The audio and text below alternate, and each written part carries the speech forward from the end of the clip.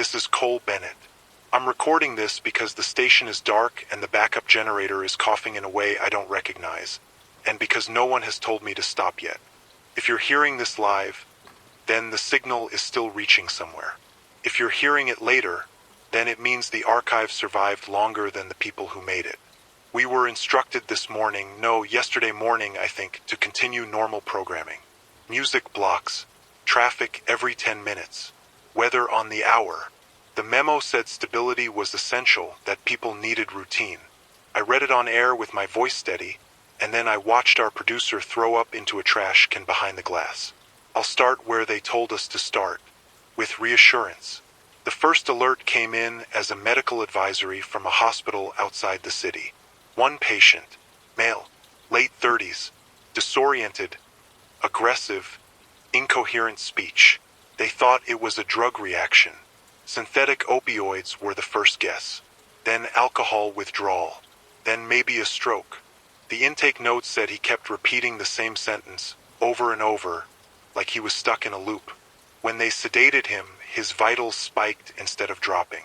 That report sat in an inbox for 9 hours. By the time it reached the health department, there were 6 more cases. Different hospitals, different neighborhoods. No shared address, no shared employer. The only common detail was confusion that came on fast and didn't lift. People forgetting their names, forgetting how doors worked. One woman walked into traffic because, according to the officer who brought her in, she didn't understand the concept of stopping. They called it an acute neurological cluster. That's the phrase they used in the press note they sent us. Acute neurological cluster. I read it on air at 10:14 a.m. with the same voice I use for school closures and heat advisories. By noon, the phones started ringing. We got calls from nurses first. Not officially. They called from personal numbers, whispering like they were inside a church. One of them told me the CT scans were clean. No bleeding, no swelling. MRIs the same. Blood work normal except for stress markers that didn't match the behavior. They restrained a man who bit through a plastic mouthguard and broke 2 teeth without flinching. At 12:47, an emergency physician sent a voice note. He said, "Cole, they're not unconscious when they shut down. They're gone while they're still awake." I didn't play that on air. The official guidance updated at 1:30. The language changed. No longer a cluster. Now an investigation. The recommendation was to avoid speculation and defer all questions to scheduled briefings. We were told not to invite medical guests. We were told not to take calls. At 2:05, the first transit worker collapsed at a downtown station. We only knew because a commuter posted a video. 30 seconds. Grainy. A man in a uniform leaning against a pillar, shaking like he was cold, then screaming. Not words, just sound, and dropping to the tile. People backed away. No one touched him. The caption said he'd been asking what time it was for 20 minutes even though the clock was right above him. That video was taken down within the hour. At 3 p.m., the mayor held a briefing. I watched it on a monitor that still had dust on the corners from the last election cycle. He said there was no cause for alarm. He said the city had faced challenges before. He said our healthcare system was strong. He said misinformation would only cause harm. Someone in the press pool asked if public transportation would remain open. He said yes. At 3:18, an internal email leaked. It was short. It said, "Suspend non-essential transfers. Limit staff movement between facilities. Prepare overflow." Overflow of what wasn't specified. I stayed on air past my shift because no one came to relieve me. The hallways were quiet in a way that felt staged, like a movie set before the actors arrive. The newsroom TV cycled through the same 3 clips. The mayor's face, a hospital exterior, a graphic that said, "Health Advisory." At 5:40, the first hospital declared diversion. They said it was due to capacity. By 6 o'clock, 3 more followed. Ambulances started stacking up outside emergency departments. Not parked. Stopped. Engines idling. Doors closed. Paramedics waiting for clearance that didn't come. One of them called us. He said he had a woman in the back who kept asking him if she was already dead. He said she was calm, almost polite, and that scared him more than the screaming cases. We still weren't allowed to take calls. So I talked. I talked about what I could see from the window, about the traffic thinning instead of thickening at rush hour, about the way people walked faster than usual, heads down, like bad weather was coming. I talked about rumors without calling them rumors. I talked about uncertainty like it was a passing storm. At 7:12, the CDC issued a statement. It was vague enough to fit anything. Monitoring, coordination, no confirmed cause. Low risk to the general public. Low risk. At 7:30, a private clinic in the financial district closed without notice. Patients were told to leave mid-appointment. One of them emailed us. He said the receptionist cried while handing him his coat. He said she wouldn't look him in the eye. By 8 o'clock, the phones were ringing nonstop. We stopped answering because the guidance hadn't changed and because every call sounded the same. A different voice. The same fear. At 9:15, the first case hit the studio. Not on air. In the building. Our sound engineer started laughing in the control room. It wasn't loud. It wasn't wild. Just a soft, breathless laugh that didn't match anything. When someone asked if he was okay, he said yes, of course, why wouldn't he be? And then he asked where the exit was. He had worked here 12 years. We sat him down. We gave him water. We told him to breathe. He stared at his hands like they belonged to someone else. Security called an ambulance. The ambulance never came. By 10 o'clock, the building was locked from the outside. No announcement. No explanation. The electronic doors just stopped responding. Someone from facilities said it was a safety measure. Someone else said it was a mistake. Someone else said nothing at all. I kept broadcasting. I described what was happening because it was happening to me too, and because the script they sent down from upstairs stopped making sense. They wanted us to loop music overnight. Automated. Calm. Familiar. But calm had already left. At 11:30, the power flickered for the first time. Just a blink. Enough to reset the clocks. At midnight, I realized no one had sent a new memo in hours. I'm still here now. The city outside is quieter than it should be. Sirens come in waves, then stop completely like someone is rationing them. I can see a line of buses parked along the avenue, empty, doors open. I don't know when they stopped running. I don't know who told them to stop. What I know is this: whatever this is, it doesn't look like anything we planned for. It doesn't wait. It doesn't care who you are. And the systems we built to catch people when they fall are already bending in ways that don't spring back. They told us to keep people calm. I don't know how to do that anymore. This morning again, or something close to it. The light outside the windows has that thin, gray quality it gets when the sun is up but doesn't feel involved anymore. The generator made it through the night. Barely. We shut down everything except the studio and one hallway of lights. The rest of the building is dark. Offices frozen midday. Coffee cups on desks. Coats on chairs. A calendar still turned to last month. I slept on the floor for maybe an hour. It's hard to tell. Every time I closed my eyes, the silence felt too loud, like it was waiting for something. At 6:10 a.m., the emergency alert system triggered on its own. No test tone. No lead-in.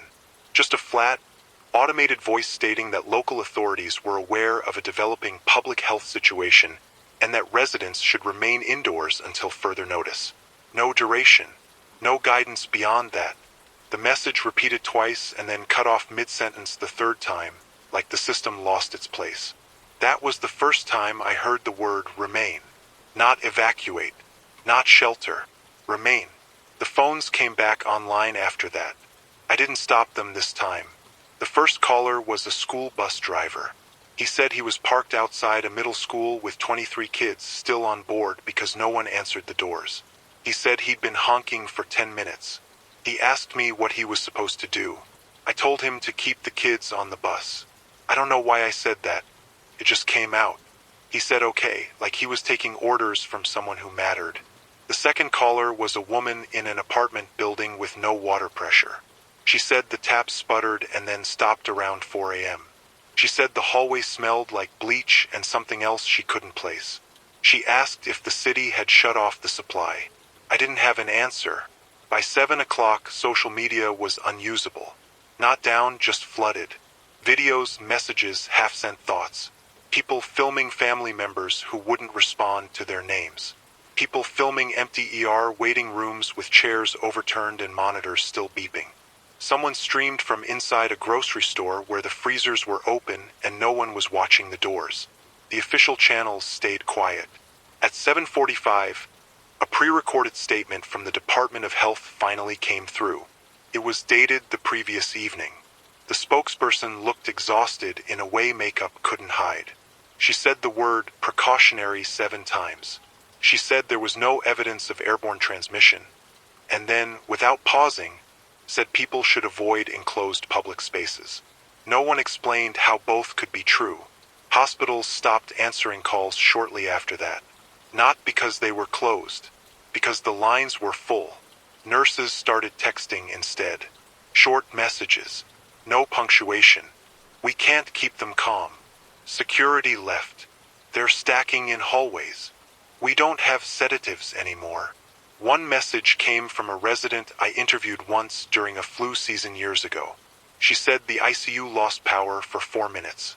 She said 4 patients never came back from it, not because of the outage, but because staff didn't know who they were connected to anymore.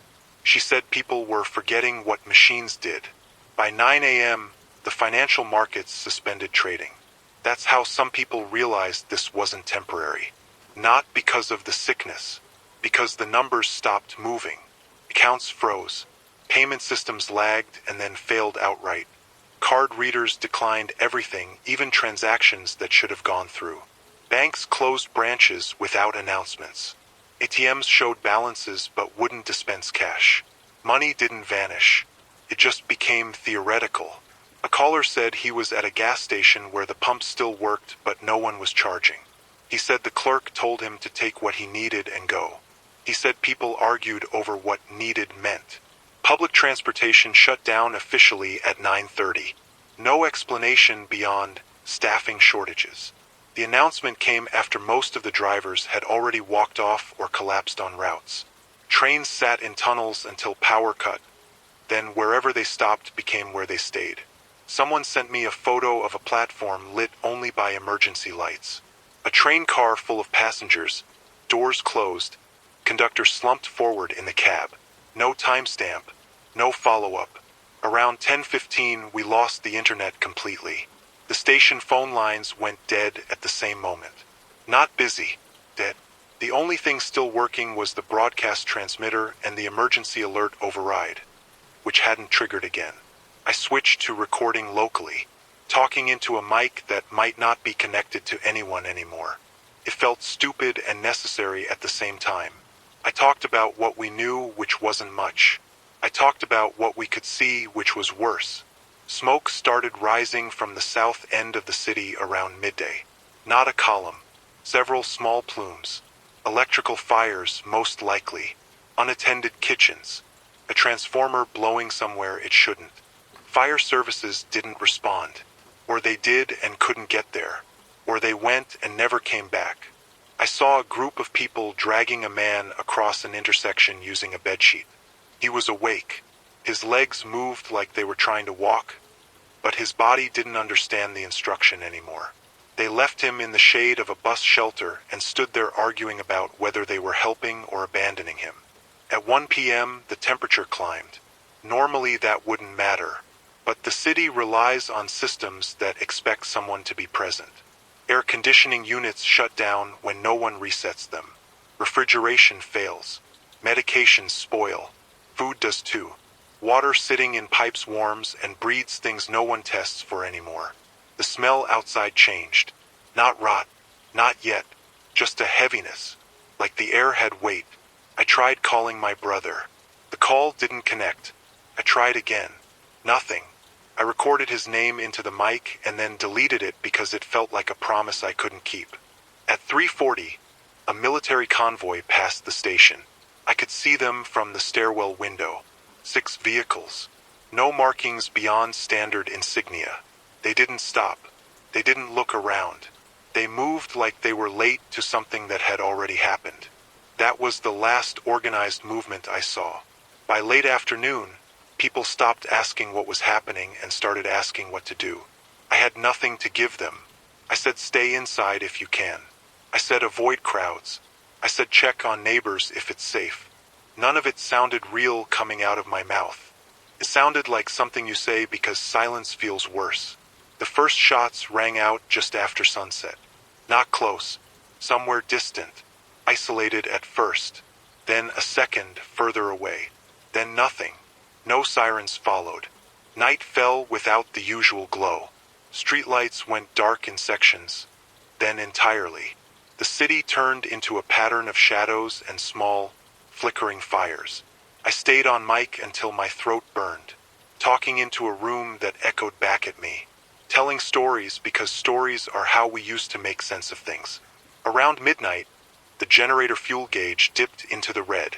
I packed what I could carry: recorder, batteries, a flashlight, a bottle of water from the emergency kit that tasted like plastic and dust. I'm going to leave the station soon. Not because it's unsafe yet, because staying feels like waiting for permission that isn't coming. I left the station just before the generator died. The lights cut out one by one as I went down the stairs, like the building was letting go of me on purpose. The front doors were still locked, but the emergency release worked after a few tries. The alarm screamed for maybe 10 seconds and then stopped, either because it shorted or because no one was left to hear it. Outside, the air felt wrong. Not dangerous exactly, just unfinished. The street was empty in a way I'd never seen before. No traffic noise, no distant horns, no background hum. Just wind moving trash along the curb and the faint crackle of something burning a few blocks away. The skyline was dark except for a handful of buildings running on their own backup power, islands of light that felt temporary even as I looked at them. I started walking east because that's where my apartment was, and because walking gave me something to measure time by.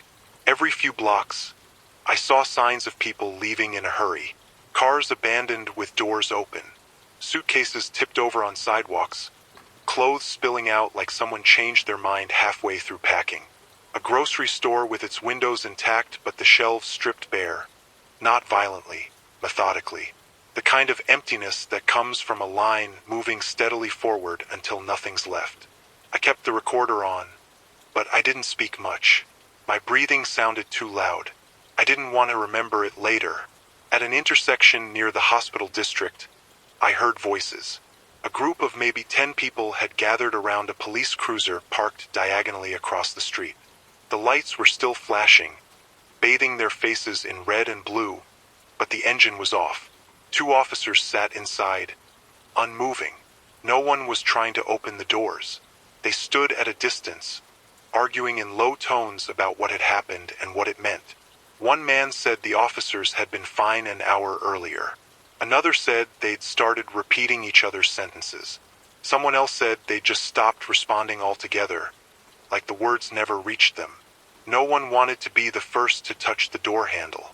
I crossed the street quietly and kept going. As I got closer to my building, the smells changed again. Cooking fires. Garbage left too long. The sharp, metallic edge of something electrical that had burned out. The city wasn't dead. It was fermenting. My apartment was on the 4th floor. No elevator. The stairwell was dark, but the emergency lights still glowed faintly, powered by a battery that hadn't given up yet. On the 2nd floor landing, I nearly tripped over someone sitting against the wall. A woman, mid-50s maybe. She looked up when I stopped, her eyes tracking movement but not meaning. She asked me if I knew what day it was.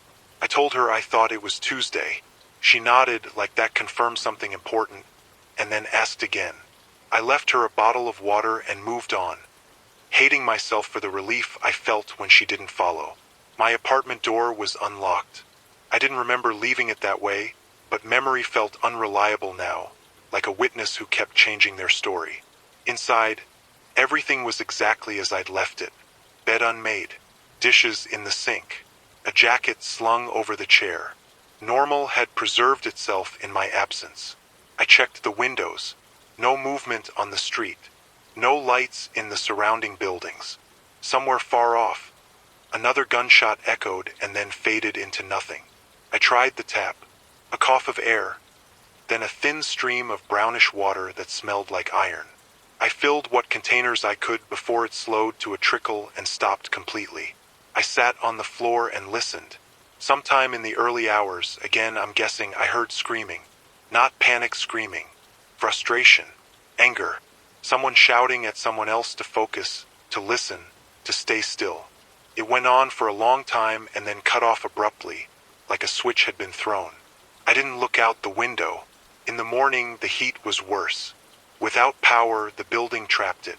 The air went stale. I wrapped a damp shirt around my neck and rationed water like it mattered. Because it did. I turned the radio on. Static. I cycled through frequencies slowly, carefully, like I might scare something away if I moved too fast. Most channels were dead. A few carried nothing but open mics. Wind, footsteps, distant voices that never formed sentences. Then, briefly, I caught something. A man's voice. Calm. Trained. He said he was broadcasting from an emergency coordination center outside the city. He said relocation sites were being established. He said assistance was on the way. He said people should prepare to move when instructed. The transmission cut out mid-word. I never heard it again. By midday, people started coming out of their buildings. Not all at once. One or two at a time. Testing the air. Testing each other. Some carried bags. Some carried nothing. A few pushed shopping carts filled with whatever they'd managed to grab before the stores emptied. They didn't talk much. When they did, it was about practical things. Water. Shade. Which streets were blocked. No one talked about the virus anymore. It had already done its work. I saw a man in a suit arguing with a plumber over a wrench. Not yelling. Pleading. The plumber shook his head and walked away. Skills had value now. Titles didn't. By the second night, fires burned unchecked. Not massive blazes. Small ones, scattered, eating away at whatever was left unattended. The sky glowed faintly orange, and ash drifted down like snow that stung when it touched skin. I recorded whenever I could. Short entries, times, locations, names when I had them. It felt important to leave a trail, even if no one followed it. On the third day, I left the apartment. I packed light, recorder, batteries, water, a notebook I never used before and hoped I wouldn't need much longer. I headed north, away from the densest parts of the city, because instinct told me fewer people meant fewer chances for things to go wrong. As I walked, I passed an abandoned emergency shelter, tents still folded, boxes of supplies unopened, a banner flapping loose that read Community Response Center. The doors were locked, the windows intact. Whatever plan existed had stopped before it started. The streets narrowed. Trees began to outnumber buildings. Birds came back, tentative at first, then louder, filling the spaces we'd emptied. Nature didn't wait for permission. It never does. I stopped at the edge of a park and looked back at the city. Smoke curled lazily upward. No sirens. No broadcast. Just a place that used to hold millions of lives, now struggling to remember how.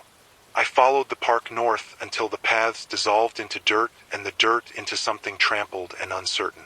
The city fell away behind me in pieces instead of all at once. First the buildings thinned. Then the pavement cracked and gave way to weeds. Then the sounds changed, less echo, more open air. It should have felt like relief. Didn't. People had come this way before me. Not recently, but recently enough that the ground still remembered their weight. Footprints layered over each other. Drag marks where something heavy had been pulled instead of carried. I passed a stroller left on its side near a stand of trees. One wheel spinning slowly in the breeze until it ran out of momentum. I didn't stop. By late afternoon, I reached a residential stretch that looked untouched at first glance. Single-story houses. Lawns burned yellow by the heat. Cars still parked neatly in driveways. It had the eerie calm of a place waiting for its owners to come home. Most of them never would. I approached the first house cautiously and knocked. more out of habit than expectation. No answer. I tried the door. Locked. Windows intact. Curtains drawn. Someone had prepared to stay inside and then either succeeded or didn't. The second house was open. The front door hung crooked on its hinges, not forced so much as neglected. Inside, the air was thick and sour. A television played static in the living room, volume turned low. The kitchen sink overflowed with dishes, flies already gathering. In the hallway, I found a man lying on his side, eyes open, staring at nothing. No visible injuries, just stillness. I backed out slowly and closed the door behind me. I didn't want to be a witness to that if I didn't have to be. As evening came on, I started seeing more people. Small groups mostly. Families moving together. Strangers who'd decided not to be strangers anymore. They watched me the way you watch an animal you're not sure belongs in your yard. No hostility. No welcome. Just assessment. One woman asked if I had water. I gave her a bottle. She thanked me without smiling and moved on. Another man asked if I'd heard anything official. Military. Government. Evacuation routes. I told him the truth. That I'd heard one transmission and then nothing. He nodded like that was confirmation of something he already suspected. That night, I stayed in an empty shed behind an abandoned landscaping business. Tools hung neatly on pegboards, untouched. Someone had locked up before leaving, convinced they'd be back on Monday. I slept in fragments. Every sound woke me, whined through corrugated metal. An animal moving outside. Once, footsteps that passed close and then faded. In the morning, I found a radio on a shelf near the workbench. Battery-powered. Old. I replaced the batteries with my last fresh pair and turned it on. Static.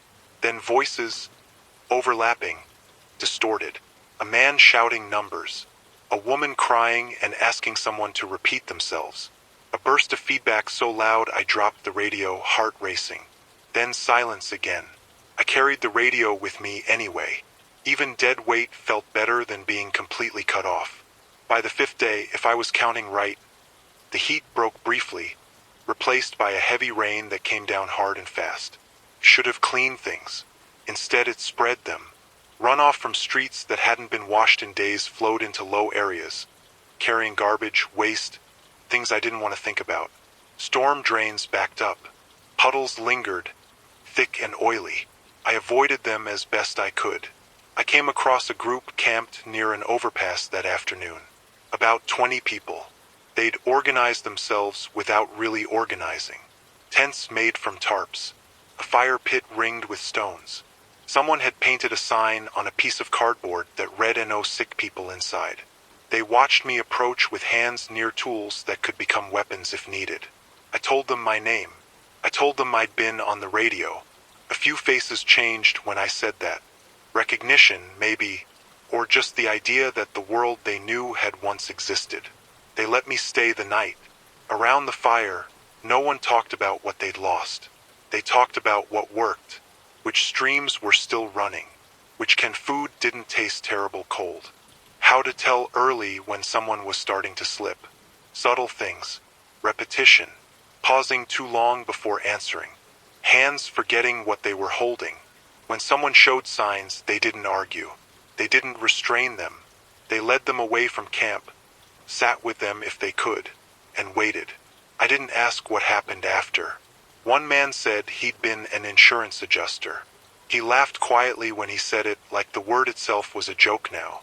He said he used to decide what people were entitled to after disasters. He said none of his training applied anymore. A woman across from him said she'd been a home health aide. She was the most important person there. People deferred to her without discussion. When she spoke, they listened. That was how it worked now. I recorded later, alone, sitting against the concrete pillar of the overpass. My voice sounded different, lower, slower, like it had learned not to waste effort. I said that the virus hadn't burned through and disappeared the way people hoped. It lingered. It moved quietly. It didn't kill everyone it touched, but it changed enough people to make systems impossible. You couldn't schedule around it. You couldn't insure against it. You couldn't quarantine fast enough when you didn't know who was already slipping. The camp broke up 2 days later. Not because of violence, because too many people started showing the signs at once. No one said it out loud, but everyone understood. They packed what they could and went in different directions, like seeds scattered by something larger than intention.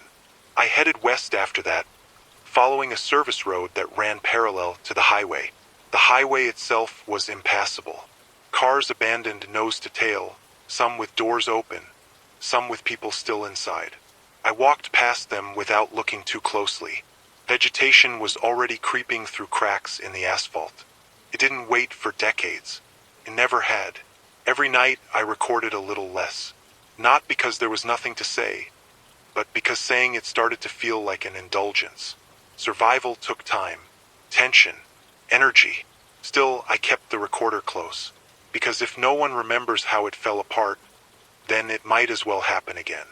The highway smelled like old oil and hot rubber even days after the engine stopped running.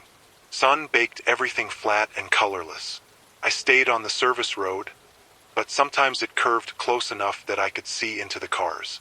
People had left in stages. First panic, then hope, then waiting. You could tell by what was still inside. Early cars were stripped bare. Later ones still had luggage. The last wave had nothing packed at all. Just people who thought they'd be back before dinner. I didn't record much while I walked there. My mouth was dry, and every word felt like it cost something I might need later. Around midday I heard a generator.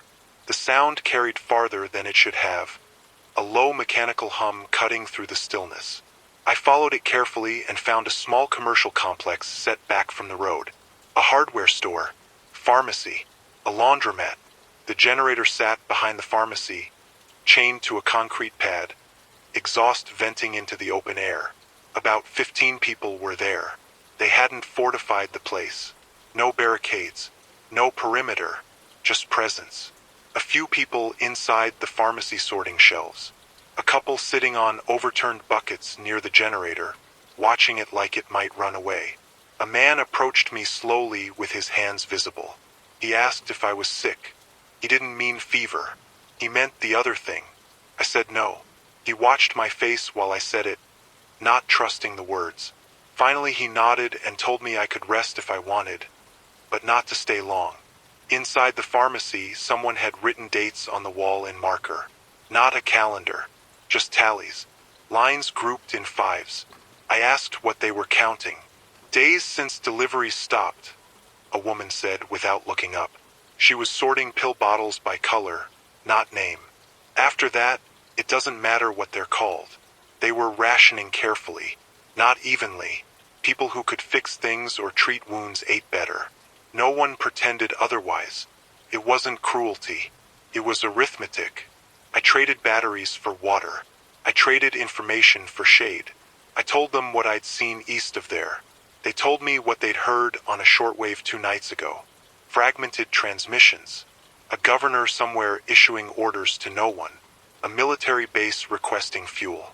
A coastal city dealing with something worse than the virus, though they didn't know what.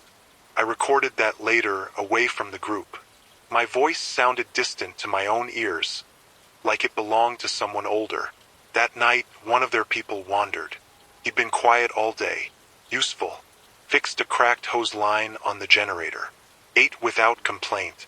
As the sun went down, he started asking where his daughter was. He asked the same question every few minutes, each time like it was the first. They noticed quickly. 2 people walked with him toward the edge of the lot. They spoke softly. One of them held his elbow, not tight, just enough to guide. He didn't resist. He just kept asking. I didn't follow. In the morning, his spot was empty. So were his boots. I left after that. West opened into flatter land. Fewer buildings. More sky. The nights were darker, but the days were easier to move through. Streams still ran clear enough if you stayed upstream. Wells worked if you had the strength to pump them. I learned how to listen for flies before I approached anything that looked abandoned. I came across a county emergency center 2 days later, or what had been one. The sign out front was still intact. Inside, desks were neatly arranged. Whiteboards covered in plans that never left the room. Radios lined up on a long table, all dead. In the operations room, a map was pinned with colored markers showing response zones. None of the zones had dates past the first week. In a back office, I found a notebook. Handwritten. The last entry read, "Staff reduction necessary. Cognitive symptoms appearing faster than expected. No external support. Holding until further instruction." There were no entries after that. I took nothing. Felt wrong. As I moved farther out, the land started to change back. Grass grew taller. Roads cracked and sank. Fences leaned and then fell. Animals appeared more often. Deer standing in the open, watching without fear. Birds nesting where traffic signs used to be. The virus didn't touch them. Or maybe it did, and we just hadn't noticed yet. People were fewer now. When I did see them, they were different. Quieter. More deliberate. They didn't ask many questions. They didn't offer many answers. Groups stayed small. 2 or 3 at most. Anyone larger drew attention they didn't want.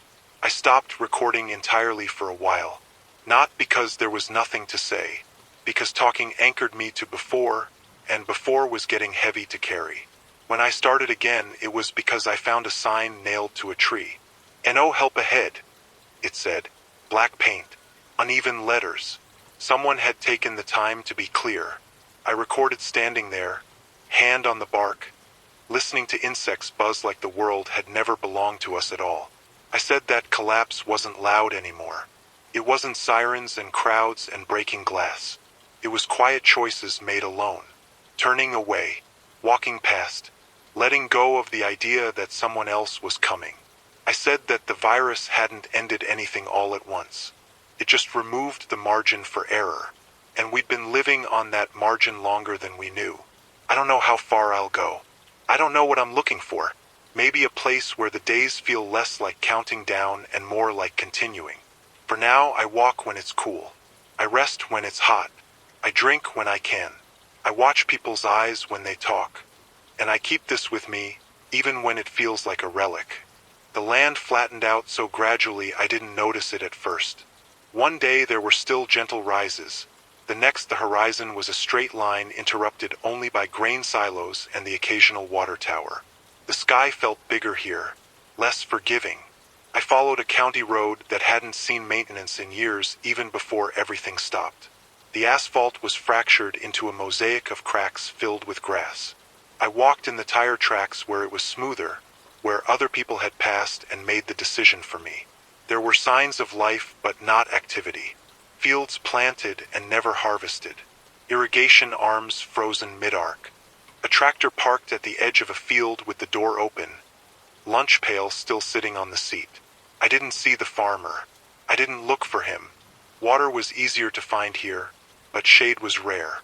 I learned to plan my day around fence lines and the occasional stand of trees that marked a property boundary someone once cared about. At night, the temperature dropped fast. I wrapped myself in my jacket and listened to coyotes testing the dark. Their calls longer and closer than they used to be. On the 8th or 9th day, time had started slipping again. I came across a farmhouse with smoke rising from a barrel out back. I didn't approach right away. I watched from the road, counted movements, listened. After an hour, I saw 2 people. A man splitting wood slowly, methodically. A woman stirring something over the fire. No one else. I announced myself from a distance. They watched me the same way everyone did now, like I might change shape if they looked too hard. The man asked if I was sick. I shook my head. He asked how long it had been since I talked to someone. I told him the truth. He nodded and said that mattered more than the answer to the first question. They let me stay the night. The house smelled like dust and old meals and smoke that had soaked into the walls over decades. They had power from a small wind turbine mounted on a tower behind the barn. Not enough for comfort. Enough for a radio, a light, and a freezer they only opened once a day. They'd lost 2 neighbors early on. Not to the virus exactly. One had wandered into a field during a heat wave and never come back. The other had started forgetting how to eat. They talked about it plainly, without drama. Loss had settled into them like a chronic ache. They asked what I'd been before. I told them I'd talked for a living. The woman smiled faintly and said that was still useful, if I remembered when to stop. That night, we listened to the radio together. Static mostly. Then, briefly, a weather broadcast from somewhere far enough away to feel unreal. High pressure system. Clear skies. No mention of people. The man turned it off after that. In the morning, they offered me food and a place to stay longer. I thanked them and declined. Not because I didn't want it, because staying felt like rooting myself to something fragile. I didn't trust my luck enough to do that. Before I left, the woman handed me a notebook. Mine was nearly full. She said writing things down helped her remember what mattered. She said it might help me remember who I was if that ever became a question. I carried it with me like a weight and a gift at the same time. Further west, the signs of organized response disappeared entirely. No banners, no checkpoints, no abandoned command centers. Just land and whatever people had managed to make of it. Some places were empty. Others held small, careful lives that didn't advertise themselves. I saw evidence of violence, but less than I expected. A burned-out truck here. A shallow grave marked with stones there. Most people seemed to have learned that conflict wasted energy they couldn't replace. The virus was still there. I saw it in the way conversations looped. In the way some people stared too long at nothing before answering. In the way groups quietly shifted someone to the outside of the circle when they started repeating themselves. No one said the word anymore. One afternoon, I found a school turned into a shelter and then abandoned. Desks stacked into barricades. A whiteboard covered in names with dates beside them. Some dates ended with a line through the name. Others ended with a question mark. A few had nothing at all. In the gym, sleeping mats lay where they'd been left. Impressions still visible like the floor remembered the weight of bodies better than people did. I sat on the bleachers and recorded there. I said that institutions didn't fail all at once. They thinned. They lost people who knew how to make decisions. Then they lost the people who knew how to carry them out. Eventually, the building stayed standing, but the purpose leaked out through the cracks. I said that we used to think collapse would announce itself. That there would be a moment you could point to and say, that was it. Instead, it was a series of days that felt almost normal until you tried to do something normal and couldn't. I slept there that night, doors barred more out of habit than fear. In the morning, birds had nested in the rafters. Their calls echoed off the walls, loud and unconcerned. They'd moved in quickly. They always do. I left before the heat set in. The farther I went, the less I thought about the city. Not because it didn't matter anymore. Because memory, like everything else, had to be rationed. I still recorded most nights. Short entries. Observations. Names when I learned them. Sometimes just the sound of wind moving through grass taller than my shoulders. If this ever reaches anyone, know this: what survived wasn't the strongest or the richest or the most prepared on paper.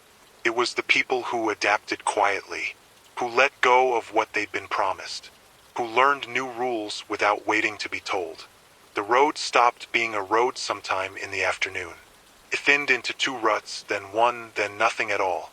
Grass closed in behind my steps like it was erasing me as I went. I followed fence posts instead, leaning, broken, some still strung with rusted wire that hummed faintly when the wind moved through it. I started seeing signs that people had tried to build something permanent and failed. A half-finished cabin with the roof only framed, the lumber warped from rain. A garden planted too late in the season. Seedlings burned down to pale stalks by heat and neglect. A hand-painted sign nailed to a mailbox that read safe water. The pump behind it dry and seized. Effort had outpaced time everywhere. I met an old man walking in the opposite direction near dusk. He carried nothing but a stick and wore a jacket that had been repaired so many times it barely resembled its original shape. We stopped several feet apart without discussing it. He asked me where I was headed. I told him west mostly. He nodded once and said there was nothing out there that hadn't already been broken in a quieter way. Then he asked if I remembered numbers. I asked what kind. Dates, he said. Phone numbers. Ages. I told him I did most of the time. He looked relieved, like he'd been holding his breath waiting for the answer. He said he was trying to remember how old his wife was when they met, and that it felt important even if it wasn't useful anymore. I asked if she was nearby. He shook his head and said she'd gone ahead, and that sometimes he forgot whether that meant ahead on the road or ahead in time. We stood there for a while after that, not talking. Eventually he wished me luck and turned back the way I'd come, counting his steps out loud under his breath like it was the only thing keeping him oriented. That night, I slept under open sky for the first time since leaving the city. No walls, no doors, just stars I didn't recognize because I'd never had reason to look for them before.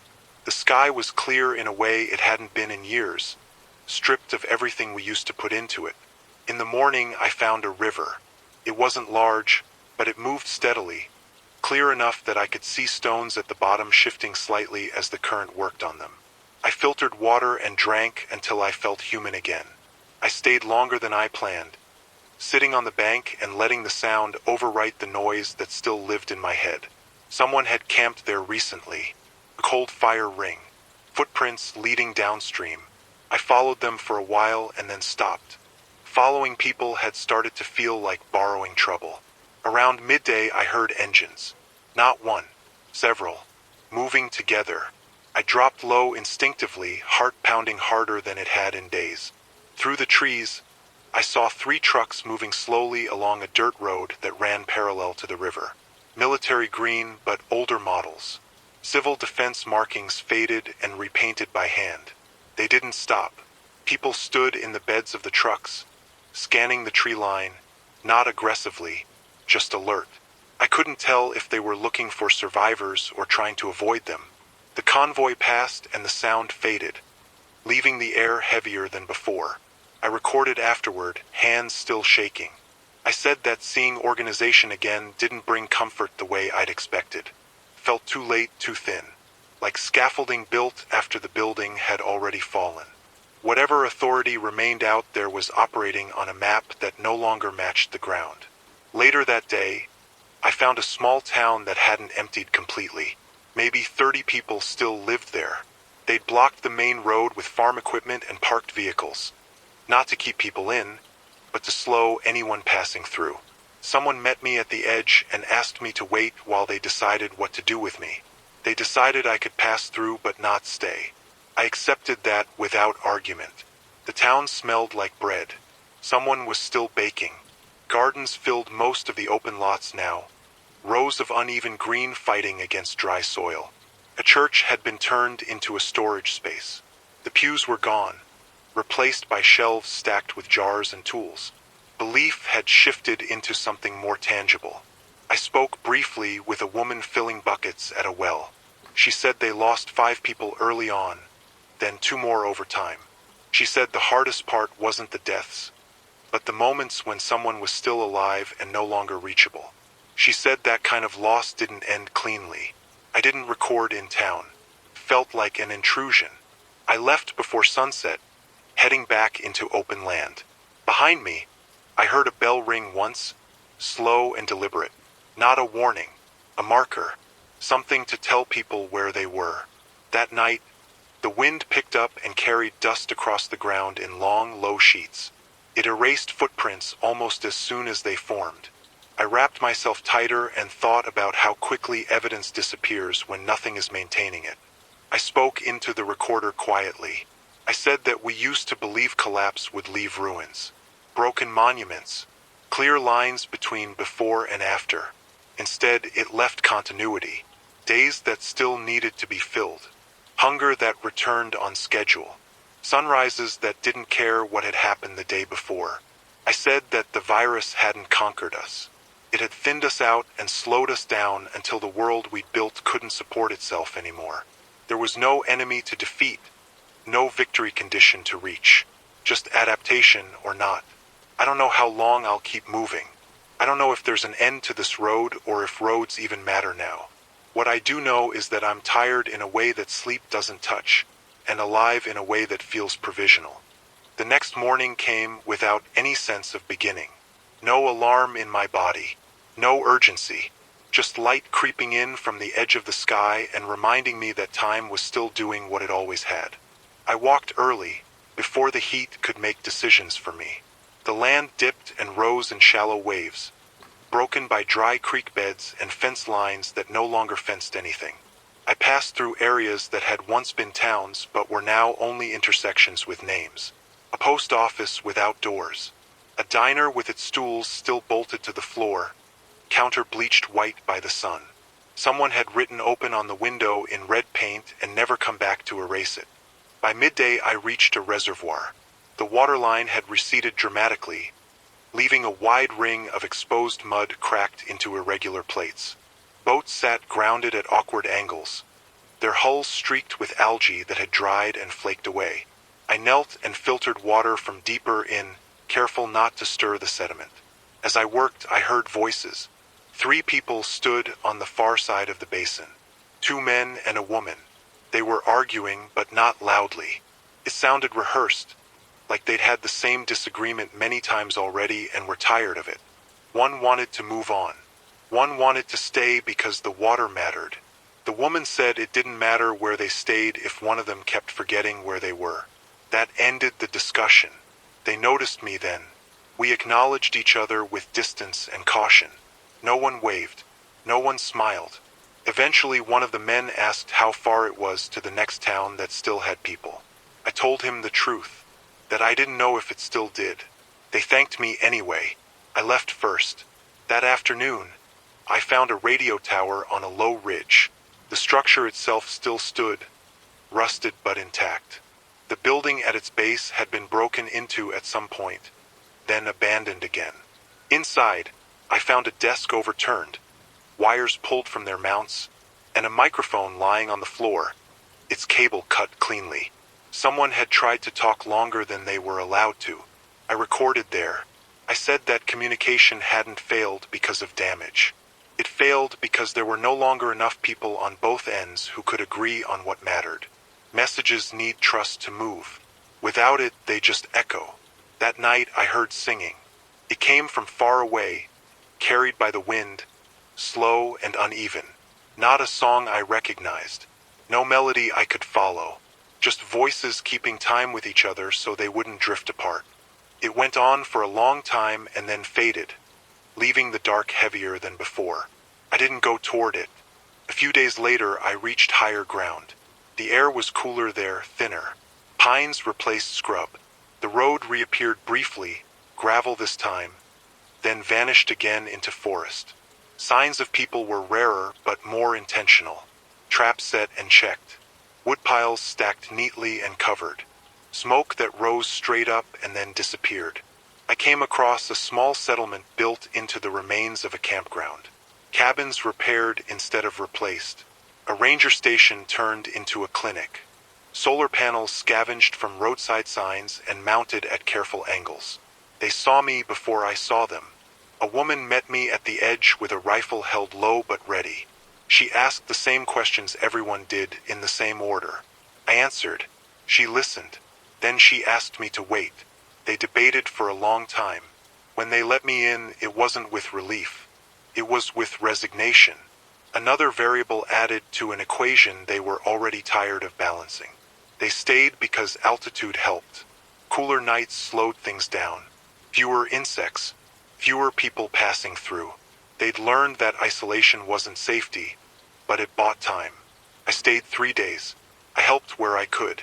Chopped wood. Hauled water. Cleaned tools.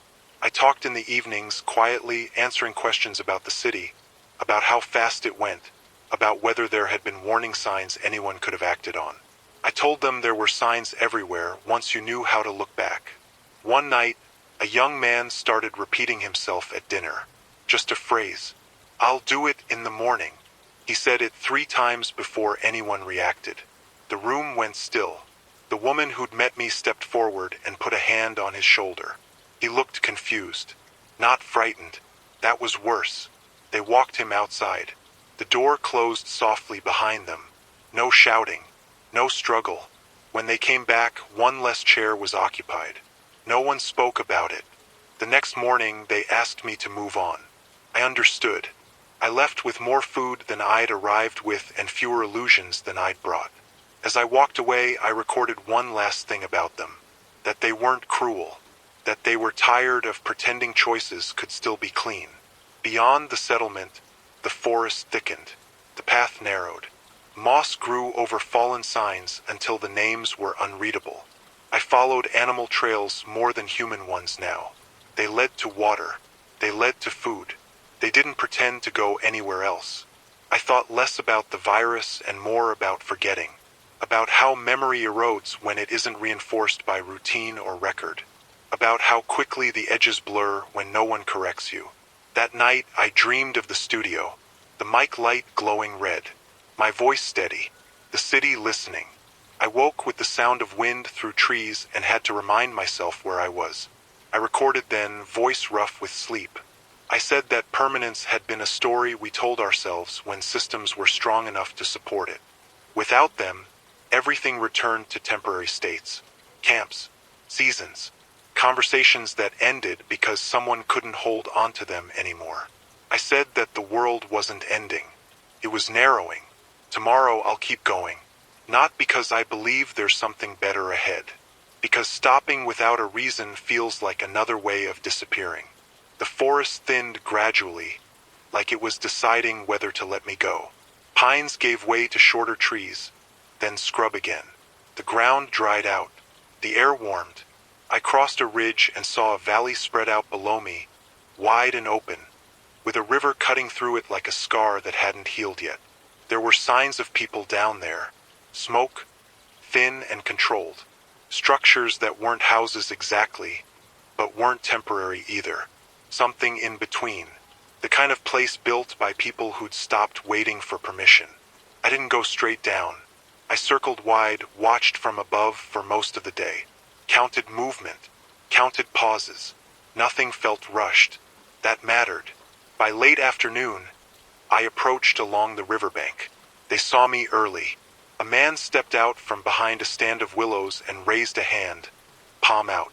He didn't carry a weapon openly, but I saw the shape of one under his jacket. He asked the questions in a different order than most people did. Where had I last slept? Who had I slept near? How often did I forget words? I answered carefully. He nodded and led me in. The settlement wasn't large. Maybe 40 people. Spread out, not clustered. Gardens planted in staggered plots. A water well turning slowly where the river narrowed, feeding a line that ran to a small battery bank. Enough power for lights at night and one communal freezer. No excess. No noise. They didn't ask me to stay. They didn't ask me to leave. They let me exist there for a while and watched what I did with that freedom. I helped without being asked. It seemed to be the only language everyone trusted anymore. In the evenings, people gathered in small groups, never all at once. Conversation drifted.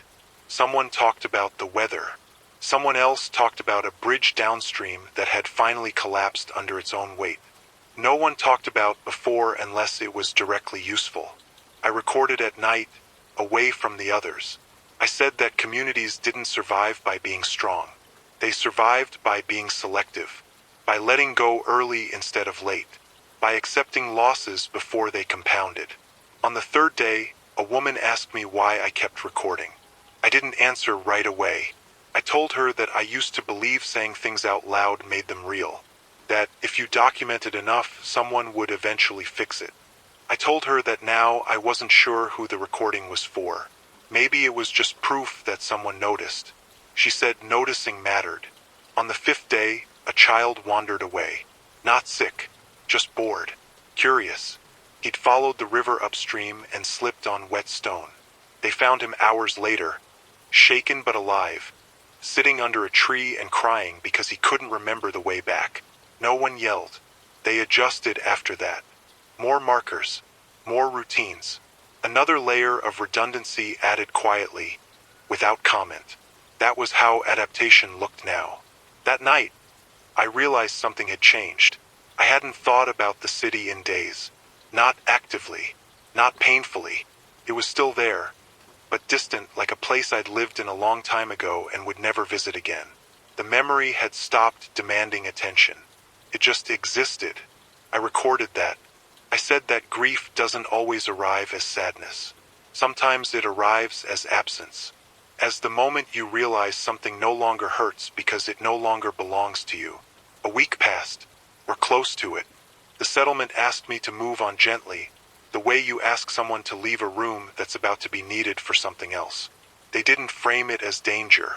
They framed it as balance. Too many variables spoiled systems like theirs. I agreed. Before I left, the man who'd first stopped me by the river walked with me for a while. He asked if I thought things would ever stabilize. I told him they already had, just not in the way we'd planned for. He nodded and turned back without saying goodbye. I followed the river west again. It narrowed, split, then rejoined itself. I learned its patterns, where it flooded, where it dried. It felt like learning a language that didn't care whether I spoke it correctly, only whether I paid attention. Food grew scarcer. I trapped when I could, foraged when I recognized something, went hungry more often than I like to admit. Hunger sharpened time. Days felt longer. Choices felt heavier. One evening, I found a burned-out vehicle half-submerged in the river. Inside, a notebook sealed in a plastic bag.